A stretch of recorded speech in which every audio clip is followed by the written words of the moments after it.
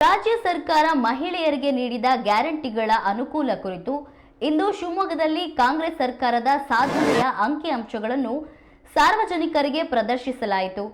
KSRTC bus ನಿಲ್ದಾಣದಲ್ಲಿ ಈ ಪ್ರದರ್ಶನ ಏರ್ಪಡಿಸಲಾಗಿದೆ. ಈ ಕಾರ್ಯಕ್ರಮದಲ್ಲಿ ಕಾಂಗ್ರೆಸ್ ಸರ್ಕಾರದ ಮಹಿಳಾ ಸಬಲೀಕರಣಕ್ಕಾಗಿ ಕೈಗೊಂಡ ಕಾರ್ಯಕ್ರಮಗಳ ಕುರಿತು ವಿಧಾನ ಪರಿಷತ್ ಶಾಸಕಿ ಬಲ್ಕಿಶ್ ಭಾನು ಮಾಹಿತಿ ನೀಡಿದರು.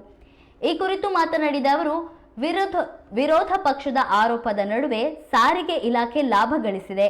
ಇದರಿಂದ ಮಹಿಳೆಯರು ಸಬಲರಾಗಿದ್ದಾರೆ ಎಂದರು.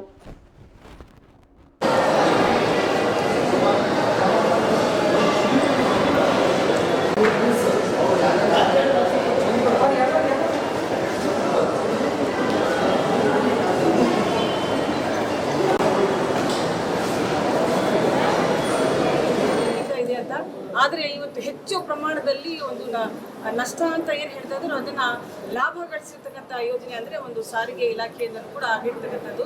ಮತ್ತು ನಮ್ಮ ವಾರ್ತಾ ಇಲಾಖೆಯಲ್ಲೂ ಕೂಡ ಬಹಳಷ್ಟು ಪ್ರಚಾರ ಮಾಡುವವರಿಗೂ ಕೂಡ ಒಂದು ಒಳ್ಳೆಯ ಅಸ್ತ್ರವನ್ನು ಮಾಡಿಕೊಂಡು ಅವರು ಕೂಡ ದುಡಿಮೆಯನ್ನು ಮಾಡ್ಕೊಳ್ತಿರ್ತಕ್ಕಂಥದ್ದು.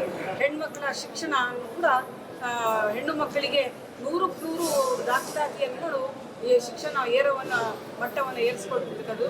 ಶಿಕ್ಷಣ ಇಲಾಖೆ ಇರಲಿ, ಸಾರಿಗೆ ಇಲಾಖೆ ಇರಲಿ, ಮತ್ತು ನಮ್ಮ ಮಹಿಳಾ ಮತ್ತು ಮಕ್ಕಳ ಕಲ್ಯಾಣ ಇಲಾಖೆಯ ಸಚಿವರಾಗಿರ್ತಕ್ಕಂಥ ಅವರು ಕೂಡ ದಿನನಿತ್ಯ ಈ ಯೋಜನೆಗಳನ್ನು ಜಾರಿಗೊಳಿಸಬೇಕು ಅಂತ ಹೇಳ್ಬಿಟ್ಟು ಈ ಕಾರ್ಯಕ್ರಮ ಮಾಡಿಕೊಂಡು ನನ್ನ ಜೊತೆಗೆ ಇವತ್ತು ನಮ್ಮ ಗ್ಯಾರಂಟಿ ಸಮಿತಿಯ ಜಿಲ್ಲಾ ಅಧ್ಯಕ್ಷರಾಗಿರ್ತಕ್ಕಂಥ ಚಂದ್ರಗೋಪಾಲ್ ಅವರು, ಸುಂದರೇಶ್ ಅವರು, ನಮ್ಮ ಸುಡ ಅಧ್ಯಕ್ಷರಾಗಿರ್ತಕ್ಕಂಥ ಸುಂದರೇಶ್ ಅವರು, ಮತ್ತು ತಾಲೂಕು ಅಧ್ಯಕ್ಷರಾಗಿರ್ತಕ್ಕಂಥ ಮಧು ಅವರು ಕೂಡ, ಮತ್ತು ಇಲಾಖೆಯ ಅಧಿಕಾರಿಗಳು ಇವತ್ತು ಈ ಕಾರ್ಯಕ್ರಮದಲ್ಲಿ ಹಮ್ಮಿಕೊಂಡು ಈ ಕಾರ್ಯಕ್ರಮ ಯಶಸ್ಸನ್ನು ಮಾಡಿದ್ವಿ.